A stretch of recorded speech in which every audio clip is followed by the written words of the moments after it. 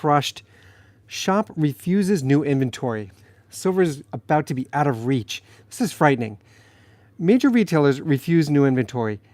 They can't move their product. This is a real economic indicator that shows the middle class is being crushed. In this video, I'm going to break this down and show the price of silver follows a pattern, and we are seeing businesses turn away new inventory because they can't move their product. That is the type of disruption that makes people restrict their spending and turn to the safe store of wealth, precious metals like this that I'm holding in my hand. And that changes the price of silver, that influx of new demand. Listen close to this. I don't want you to be left behind. This is from Bloomberg, and it says, Jeep and Ram dealers gripe to Stellantis as cars sit on lots. Automaker cuts prices and launches unusual incentive program following meeting with retailers. Stellantis is this massive automaker for Jeep and Ram and many brands. Let's start. This article says, many attendees were frustrated with unsold cars and trucks piling up on their lots. People familiar with the meeting said inventory levels had increased to a 3-month supply of vehicles, well above the industry average. 3 months. Now, if anyone if you purchased a car, even in the past decade, to have 3 months of supply on hand is just unheard of. Let's continue. This article says dealers told executives that the company's resistance to lower prices was to blame, and prices remained high at Jeep and Ram, Stellantis' 2 top-selling U.S. brands. That's Jeep and Ram. As rivals were offering deeper discounts and as higher interest rates were inflating customers' monthly payments. It's the same issue that we're seeing with real estate and mortgages. These interest rates are just keeping everything so high that people are unable to jump in and buy. And unfortunately, we're seeing this on the local level in coin shops. Silver's hovering at $32 an ounce. You add a premium to that, conservatively, let's say $2, $3, you're at about $35 an ounce. And we've seen plenty of cashing out, plenty of people dumping silver, but not as much buying. So it all encompasses every sector of the economy, not just automotive. Now, this says the auto retailers say they want Stellantis to do more to ease a crunch of inventory, the industry's largest impact. Some had seen their new car lots go so backed up, they were refusing to take shipments of new vehicles. They're just not even taking anymore. And again, we've seen this at my local coin shop. My local dealer tells me the same thing, that he's turning away products. He's knee deep in silver because these past weeks, and I'd say since silver really jumped up, people have been cashing out. People are excited about this price going up, and they're cashing out, but they're not necessarily buying. There have been large purchases.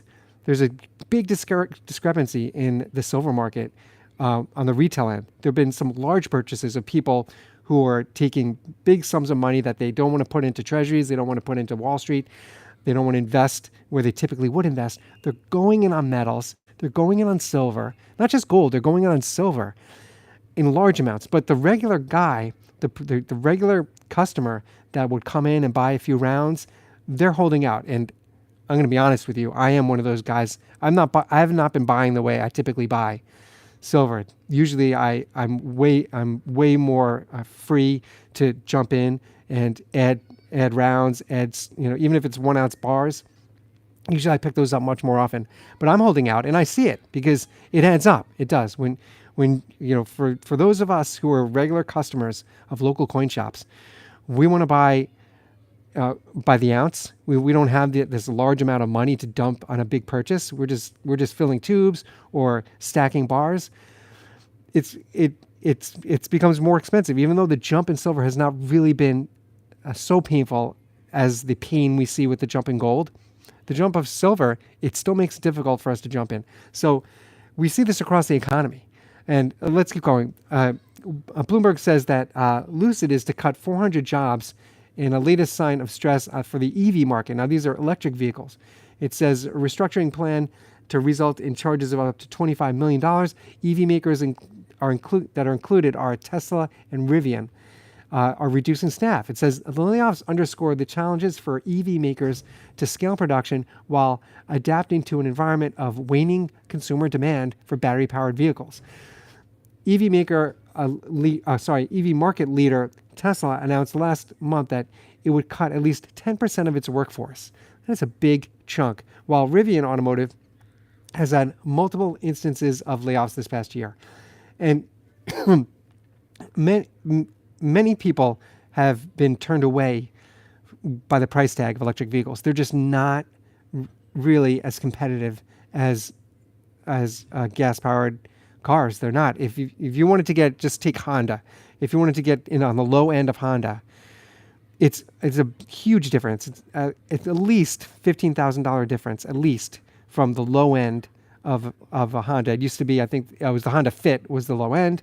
Now I think they took away the Fit. I don't know I don't remember the details of Honda's inventory, but I know that the low end of a Honda, which is really marketed for mass consumption, the low end vehicle is way less expensive than the least expensive electric vehicle. Now, it has been said that that's going to change over the next 10 years, but for right now, presently today, with the struggle that we're seeing with cars and the auto industry, this is a pressing issue, because if they're turning away inventory, and we see not just in automotive, we see many retail giants. We're seeing Target cut prices. We're seeing Walmart cut prices. We're seeing Home Depot struggle as people are not buying homes to begin with a high interest rate. Not only are they not buying homes, but they're not taking on the renovations that they typically would. They can't take out a loan with these interest rates so high, and that's hurting Home Depot. All of these retailers are feeling the pain. And when that happens, when that pain comes across the board, like we're seeing, people start to go into precious metals. And if $32 an ounce feels a little painful for you, I started this video saying that with premiums, we're looking at about a $35 product that I'm holding in my hand. Well, actually, this is proof, but let's say it's generic. I only show you proofs because they look much better. But a $35 ounce of silver, that starts to add up, and people pull back, and they're already pulling back. So as we see all of these retail giants make these shifts that really send red flags about how they're struggling, it's the middle class that is really showing signs of pain, because the middle class are not these. Just look at silver. These aren't middle class people that are able to walk into a local coin shop and make these big $50,000 purchases of metals at this point. Even if it's $40,000, $30,000, those are not middle class people doing that. Those are people that have a larger chunk of money that they had invested in one place, and they're able to pull it and really just play with it and put it where they want to put it. But the middle class, this sign that we see from the automotive industry and the signs we're seeing from retail like Target and even fast food, that's all middle class. Those are the customer base for these giant retailers are middle class, and this is where we're seeing all the pain.